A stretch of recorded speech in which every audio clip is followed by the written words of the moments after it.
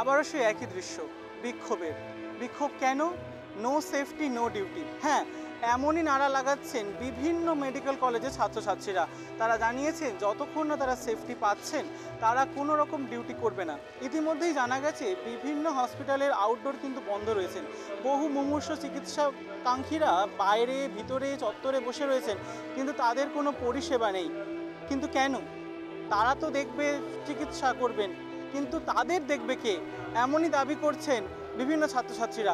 আমি আমার ক্যামেরা পার্সনকে দেখাতে বলবো একটুখানি বিক্ষোভের ছবিটা, যেখানে কলকাতা মেডিকেল কলেজে ছাত্রছাত্রীরা বিক্ষোভ করছেন তাদের নিরাপত্তার জন্য, তাদের সহকর্মীর ন্যায়ের জন্য।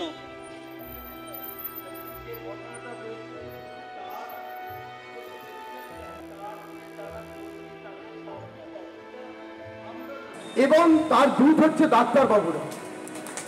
এই ডাক্তারবাবুরা আমার সন্তানকে ফিরিয়ে দিতে পারে।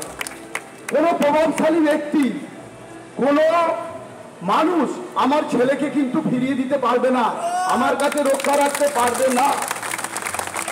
এবং আমি নিজে 2000 সালের কিছু পরে এই হাসপাতালে চিকিৎসাধীন ছিলাম।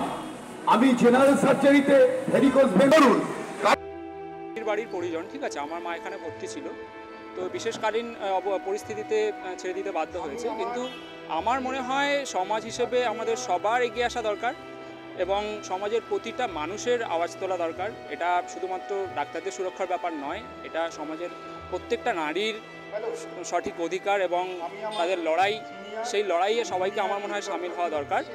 এবং সাথে সাথে অবশ্যই ডাক্তারদের এটা একটা লড়াই এবং আমার মনে হয় এটা সবাই লড়াইয়ে পাশে থাকা দরকার। হ্যাঁ, অ্যাকচুয়ালি ব্যাপারটা হচ্ছে আমাদের অনেক দুর্ভাগ্যবশত আমাদের নির্বাচনে জয়ী হওয়া শাসক দল তারা আজকে ধর্ষকের কোনোরকমভাবে ধর্ষককে লুকানোর চেষ্টা করছে। এটা আমরা দেখতে পাচ্ছি চোখের আলোতে, ঠিক আছে। মুখ্যমন্ত্রী নিজেই বলেছেন সিবিআই চাই, কিন্তু আমি আজকে শুনছি আজকে সিবিআই টেক ওভার করেছে। কিন্তু ওই যেখানে ঘটনাটা ঘটেছে তার 5 মিটারের মধ্যে হঠাৎ করে আজকে সংস্কারের কি প্রয়োজন? এত বছর তো পড়ে আছে, আজকে কেন সংস্কারের প্রয়োজন? এটা জনগণ সবাই দেখছে, সবাই প্রশ্ন তুলবে।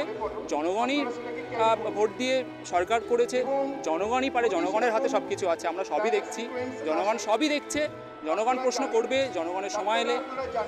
আমার মনে হয় এটা নিয়ে প্রশ্ন তোলা এবার সবারই দরকার, ঠিক আছে। বেশি দিন আরে আঙুল ঘুরিয়ে আর লাভ নেই, এবার আঙুলটা সোজা করে শাসককে প্রশ্ন করা আমার মনে হয় এবার দরকার।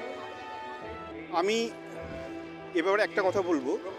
দেখুন, ক্যালকাটা মেডিকেল কলেজ একটা টার্সিয়ারি হসপিটাল, এখান থেকে রেফার করার স্কোপ কিন্তু আমাদের কিছু নেই। আমরা এখানে সর্বোচ্চ পরিষেবা দিয়ে থাকি। ইনফ্রাস্ট্রাকচার বলতে আমাদের যা এক্সিস্টিং ইনফ্রাস্ট্রাকচার আছে আমি জানি না সেটা নিশ্চয়ই অ্যাডিকুয়েট, কিন্তু যাতে ইন ফিউচার কোনো আনটোয়ার্ড ইভেন্ট বা অ্যাক্সিডেন্ট না হয় সেই জন্য এটাকে আমাদের আরও ভালোভাবে পর্যালোচনা করে দেখতে হবে যে আমরা প্রত্যেকটা কর্নারে আমাদের যে এখানকার এই বিশাল বিল্ডিং প্রত্যেকটা কর্নারে আমাদের যথেষ্ট সিকিউরিটি আছে কি না। তার জন্য যদি বিল্ডিংয়ের রিনোভেশন দরকার হয়, যদি আমাদের সিসিটিভির সেখানে দরকার হয়, যদি অ্যাডিকুয়েট লাইটিংয়ের দরকার হয়, সেগুলো আমাদের করতে হবে। বা যদি দেখা যায় যে সিকিউরিটি অ্যাডিকুয়েট নেই, আমাদের সেই ব্যবস্থা আমাদের করতে হবে। অনেক পেশেন্ট জানাচ্ছেন যে ডাক্তারদের সাথে যেটা হয়েছে বা সেই তরুণীর সাথে যেটা হয়েছে সেটা অত্যন্ত দুঃখের হলেও সেটা তারা সাপোর্ট করছে যে আমরা পাশে আছি, কিন্তু তাদের ফ্যামিলির লোক সেটা সাফার করছে। আমরা এক্ষুনি কথা বললাম চুঁচুড়া থেকে একজনে, তাদের নাতির হাত ভেঙে গেছে। অনেকে তাদের পেশেন্ট ভিতরে ভর্তি আছে, তারা খবর পাচ্ছে না, তাদের বাচ্চা সকালবেলা ভর্তি, তারা খবর পাচ্ছে তার বাচ্চা কেমন আছে। সে বিষয়ে কী বলছে? দেখুন, ইমার্জেন্সি তো আমাদের চালু আছে। আমরা যেটা বন্ধ করেছি জাস্ট আজকের এই কয়েক ঘন্টার জন্য, সেটা হচ্ছে অনলি আউটডোর সার্ভিস এবং নন এমার্জেন্সি সার্ভিস। এমার্জেন্সির জন্য যেমন এই যে আমরা ডাক্তাররা সেটা তারা কিন্তু হসপিটালে এই কারণেই আছি যে যাদের যে রেসপেক্টিভ ডিপার্টমেন্ট তাদের যদি কোনো রকম এমার্জেন্সি আসে তাহলে আমরা যাতে সামাল দিতে পারি। আমরা তো শুধুমাত্র এখানেই মঞ্চের সামনে নেই, আমরা পুরো আমাদের এখানটায় এই যে ক্যাম্পাসের মধ্যে আমরা এখানে আছি এই একমাত্র একটাই কারণে যে এমার্জেন্সিটা যাতে আমরা সামলে দিতে পারি। কোনো কেউ সেফ নেই।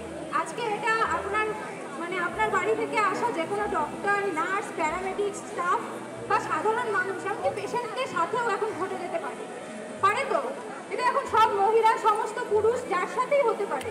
সুতরাং এইটার বিরুদ্ধে যদি এখন আমরা গর্জে না উঠি তাহলে কখন উঠবো? একেবারেই তারা নিরাপত্তা চাইছেন, তারা অপরাধীর শাস্তি চাইছেন।